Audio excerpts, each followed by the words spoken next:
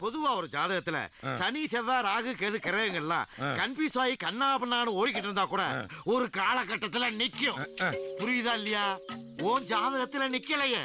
ஏன் நிக்கல? என்னையா நிக்கல? 8ஆம் இடத்துக்கார 10ஆம் இடம், 10ஆம் இடத்துக்கார 7ஆம் இடம், 4ஆம் இடத்துக்கார 3ஆம் இடம், சனி நீச்சம், சூரிய டம்மி ஆகி போய் கிடக்கு, எல்லாமே வக்கரமாயி போய் கிடக்கு. எப்படி அவளுக்கு சும்மா கேள்வி கேட்கிறாங்க. அட போயா, உன்னால வீட்டுக்கு போனா என் பொண்டாட்டி உதைக்கிறா. இப்படி உன் ஜாதகம் போய்கிட்டு இருந்தா செருப்புனால அடிப்பா. அதுவும் நடக்காது. ஏண்டா ஏண்டா மிரள்ற? டேய், ஒரு ஜாதகம்னா யோசிக்கணும்டா. ஜாதகங்கிறது சாதாரண பிள்ளையா? நல்லா யோசனை பண்ணி சொல்லு. இவன் ஜாதகத்துக்கு எதுவுமே விளங்காது, சொன்னாலும் கேட்க மாட்டான். ஹலோ, ஆரம்பி விடாத. அண்ணா வணக்கண்ணே, சொல்லுங்கண்ணே.